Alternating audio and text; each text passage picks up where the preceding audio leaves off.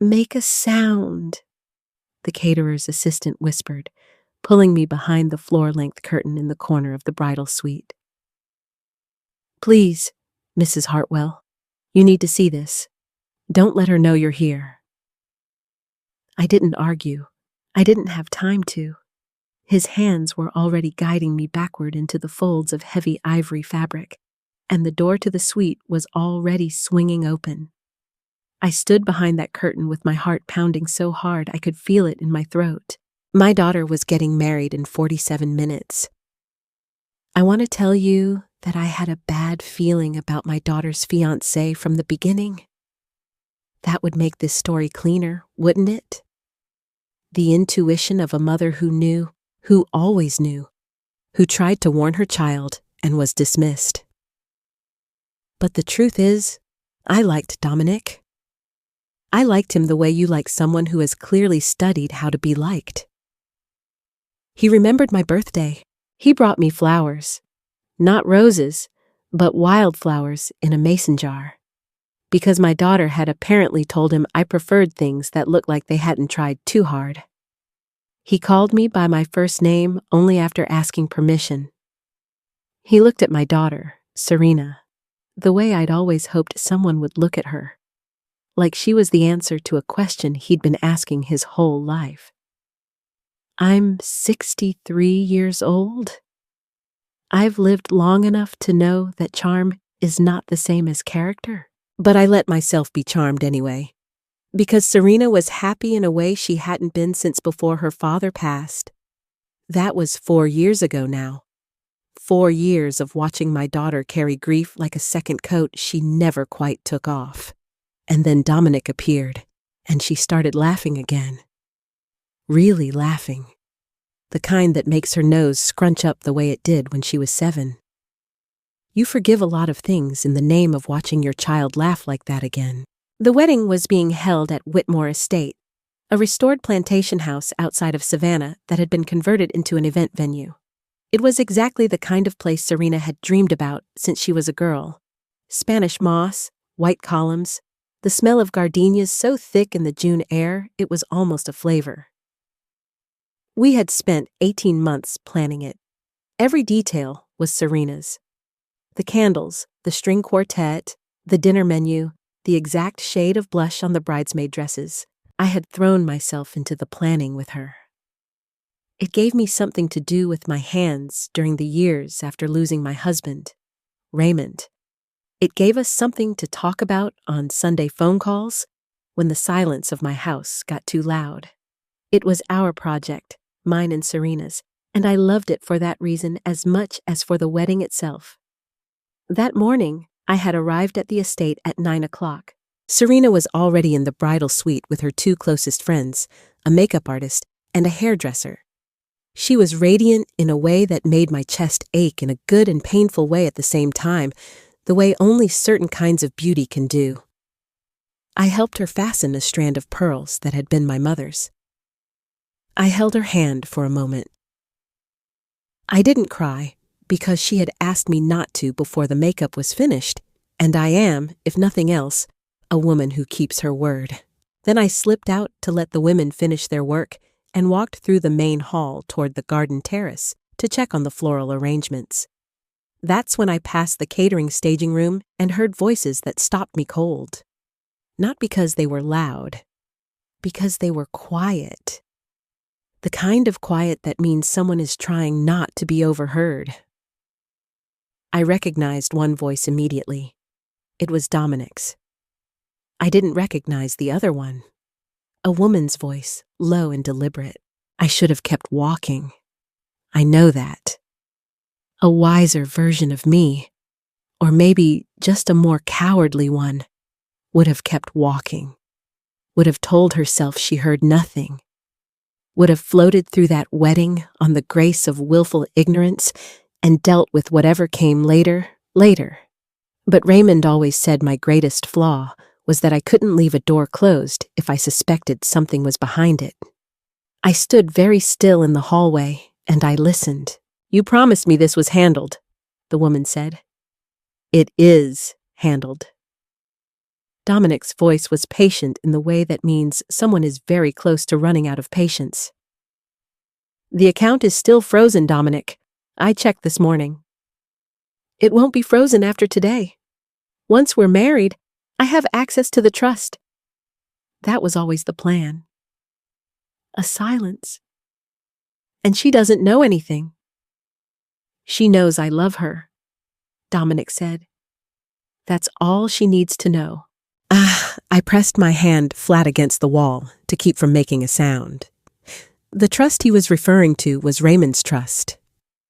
My late husband had been a civil engineer who built a modest fortune quietly over 40 years, the way people of his generation did, without talking about it. When he died, he left the bulk of his estate in a trust for Serena, structured so that she would have full access upon marriage or upon turning 40, whichever came first. Serena was 34. She had told Dominic about the trust 6 months into their relationship because Serena trusted people. She always had. It was her most beautiful quality and her most dangerous one. I stood in that hallway and I understood, with the specific clarity that comes when something you've been afraid to name finally names itself, exactly what was happening. Dominic wasn't marrying my daughter. He was marrying Raymond's trust. I don't know how long I stood there. Long enough for the voices to drop further and become indistinct. Long enough for my hands to stop shaking and start going very still instead. The way they did when I was preparing to do something difficult. I was trying to decide what to do when a young man appeared from the catering staging room carrying a stack of folded linens. He nearly walked into me. He was maybe 25, with kind eyes and the look of someone who had been on his feet since before dawn. His name tag said Marcus. He looked at my face, and the linens dropped slightly in his arms. "Ma'am," he said quietly, "are you all right?" "No," I said, because I am also not a woman who lies when someone asks me a direct question. He glanced back through the door he'd come from, then at me. Something shifted in his expression. A decision being made. "I think," he said carefully, "that you might not be the only person here who's been concerned about certain things." He paused.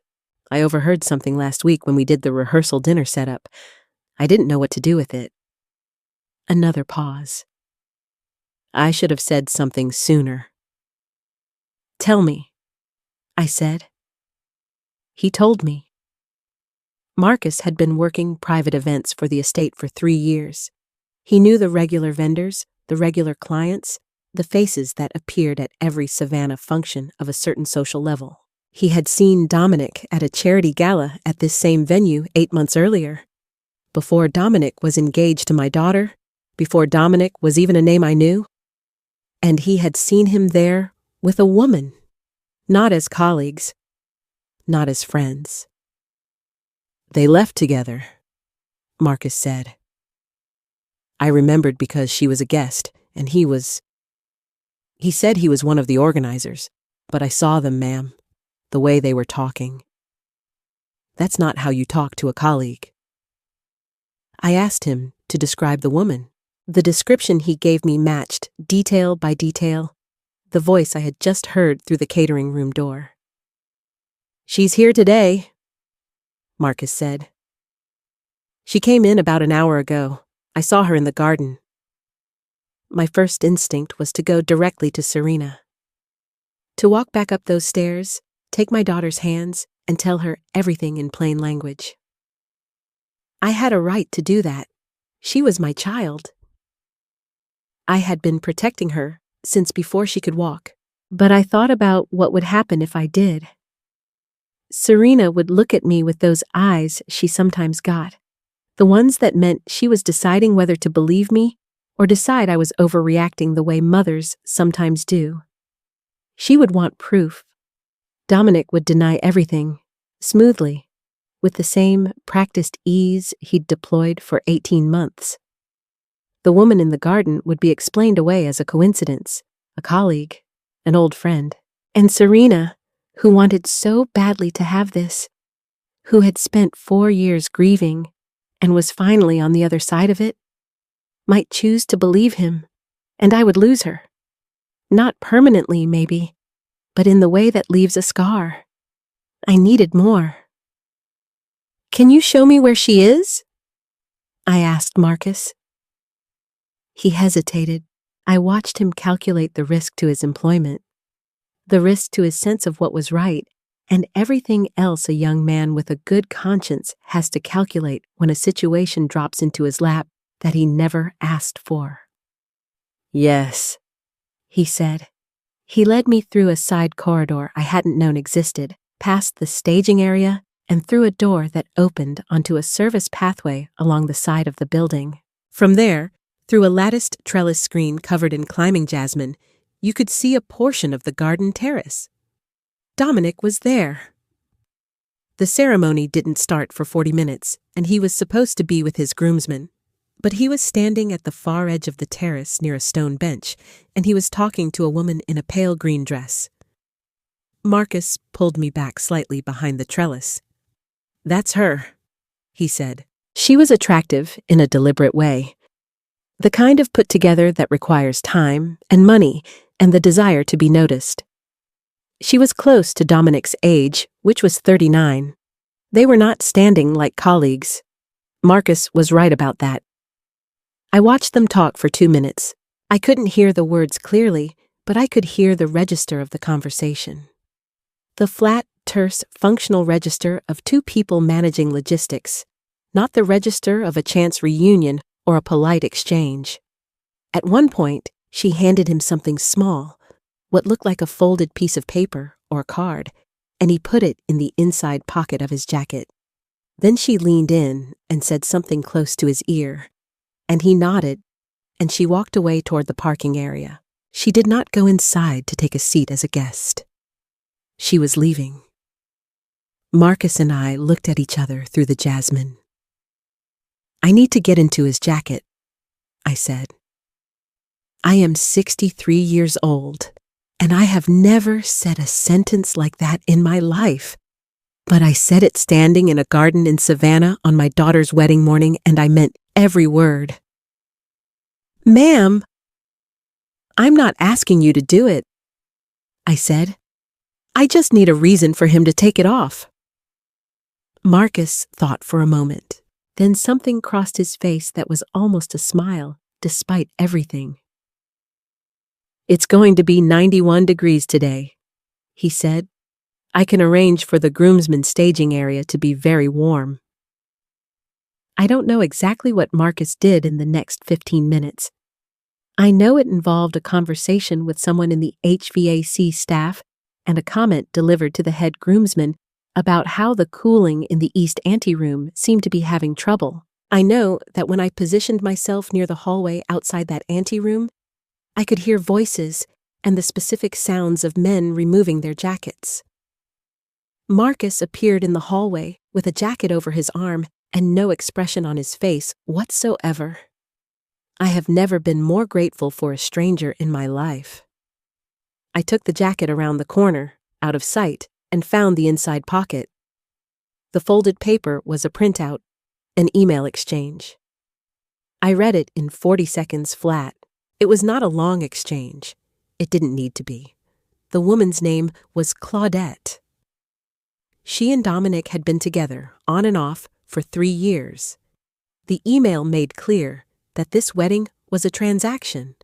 Dominic marrying Serena for access to the trust, then, per the plan laid out in those paragraphs, dissolving the marriage within 18 months once the funds were accessible, splitting the proceeds with Claudette, and relocating. There was a number mentioned, a specific number. Raymond's life's work, translated into a figure, intended to be divided between two people my daughter had never wronged. I folded the paper back exactly as I found it, put it in my own bag, replaced it with a blank, folded note card of similar size, and weight from the notepad in my purse, and returned the jacket to Marcus in the hallway with 2 minutes to spare. My hands were steady. I noticed that about myself. I was surprised by it. I went back to the bridal suite. Serena was nearly ready. The veil was on. Her friends were arranged around her with that particular glow people have when they're witnessing something they'll describe for years afterward. The hairdresser was packing up. The makeup artist was giving final touches. I asked her friends if I could have 5 minutes alone with my daughter. They understood the way women understand those requests without needing an explanation. The room cleared. Serena turned from the mirror and looked at me, and her face was so open and unguarded and happy that for one moment I felt the full weight of what I was about to do, and I nearly didn't do it, but I thought about Raymond. I thought about 40 years of a man working honestly and quietly, and the number on that printout, and a woman in a green dress getting into her car in the parking lot, and I opened my bag. "I need you to read something," I said. "I need you to read it all the way to the end before you say anything to me. Can you do that?" Serena looked at my face. Whatever she saw there made her stop being a bride for a moment and become my daughter again. "Mom," she said, not a question. "Please," I said. She read it. I watched her face go through a sequence of things I will not try to fully describe, because some things are too private even for this. Confusion first, then the rereading, the double-checking, the hoping I misunderstood, then the understanding. She set the paper down on the vanity very carefully, the way you set something down when your hands don't trust themselves. "How?" she started. I told her. All of it. The voices in the catering room, Marcus, the trellis, the jacket. I told her quickly and completely and without softening anything, because she was not a child and this was not a moment for softening. When I finished, she sat still for a long moment. "I want him to know that I know," she said. "I don't want him to just walk away. I want him to know." "We can do that," I said. "And I want it on record, whatever that means legally." "We can do that too." She was quiet again. Then she said, very quietly, "Did he ever?" And stopped. "I don't know," I said, because I didn't. I didn't know how much had been real and how much had been performance, and maybe she would never know either, and that was its own kind of grief. She nodded. She looked at the veil in the mirror for a moment. Then she reached up and unpinned it with steady hands and set it on the vanity beside the printout. "Tell me what to do next," she said. My daughter called her attorney before she called anyone else. I was proud of her for that, for the order of it, for the pragmatism. The attorney was a woman named Gail who had handled Raymond's estate, and who, when Serena explained the situation in brief, efficient sentences, said she would make 2 calls and call back within 10 minutes. She called back in 7. Dominic, it turned out, had already been investigated once, 4 years earlier in Atlanta, for a similar scheme. A relationship with a woman of means, engagement, a financial arrangement built on promises and charm. That case had fallen apart because the woman had declined to pursue it. Gail had contacts. Things move faster than you might think when the right people make the right calls. We had 40 minutes before the ceremony was scheduled to begin. Serena asked me to be with her when she spoke to Dominic. I said yes. We found him in the anteroom with his groomsmen, jacket back on, laughing at something. He looked up when we appeared in the doorway, and his expression shifted through several things very quickly. Surprise, pleasure, a shadow of something that recalibrated when he registered my face. "Serena," he said, "you're not supposed to. It's bad luck." "Step outside with me," she said. Her voice was level in a way that had nothing to do with calm. They stepped into the corridor. I stood at the door. She held up the printout. I will tell you only this about what happened next.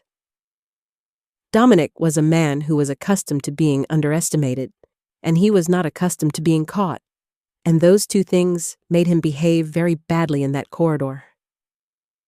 He said things I will not repeat here. He tried 3 or 4 different explanations in quick succession, which told me everything about the kind of man he was, and none of them held together for 10 seconds. Serena listened to all of it without interrupting. She let him finish. Then she said 2 sentences. I spoke to Gail. The authorities are already involved. The look on his face in that moment was not guilt. It was calculation. He was still trying to find an angle, even then, but there wasn't one. The guests were already seated in the garden when the coordinator made the announcement, brief, professional, no details, that the ceremony would not be taking place. There were murmurs, confusion, the specific discomfort of 200 people absorbing unexpected information in formal clothing. Dominic was escorted from the property by estate security within the hour. 2 detectives arrived 30 minutes after that. They were not, to their credit, unkind. Marcus, the young man with the linens and the kind eyes, gave a statement that afternoon. I made sure his employer knew, in specific terms, what kind of person he was. Some things are worth saying clearly. In the weeks that followed, the legal process was what legal processes are: slow, unglamorous, and ultimately thorough. Claudette was located. The financial scheme was documented. Dominic faced charges. Serena spent those weeks at my house in a way she hadn't since she was in her 20s. We ate dinner together every night at the kitchen table. We watched old movies. We went through boxes of Raymond's things I hadn't been able to face since he died. And it turned out that grief shared with your daughter is a different weight than grief carried alone. Lighter. Still real, but lighter. She was angry for a while, which was correct.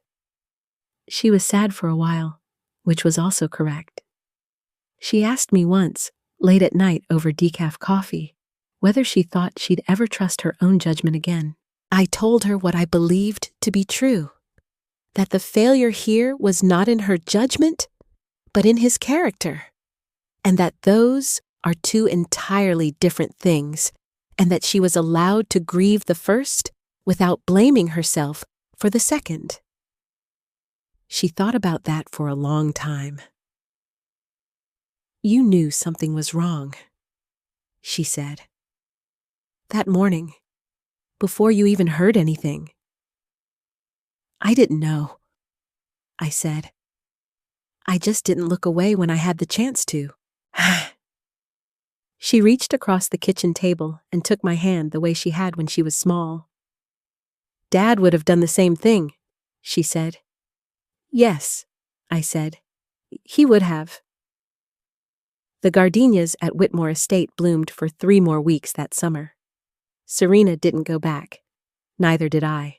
But some mornings, when the light comes through my kitchen window at a certain angle, and the coffee is done, and the house is quiet in a good way rather than a lonely way, I think about a young man with kind eyes and a stack of linens making a decision in a hallway, and a daughter sitting down at a vanity and reading something she didn't want to read and choosing to know anyway. And I think that if Raymond were here, I would tell him this story, and he would listen to the whole thing without interrupting. He was always good at that. And when I finished, he would shake his head slowly and say, "That's my girls." And I would not correct the grammar, because he always said it that way. That's my girls. Like there was only one category for the 2 of us, and we were both in it. I still believe there are good people in the world. I believe it more now than I did on that morning, not less.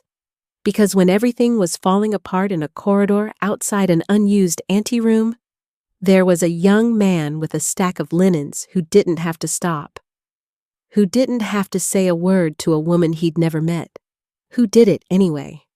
Pay attention to people like that. They're there, even when the other kind are too. And if you are a mother, and something feels wrong, and you have a choice between looking away and not looking away, do not look away. Not even once. Not even when it's hard. Not even when you're standing in a hallway in your good dress on what was supposed to be the best morning in years, especially then.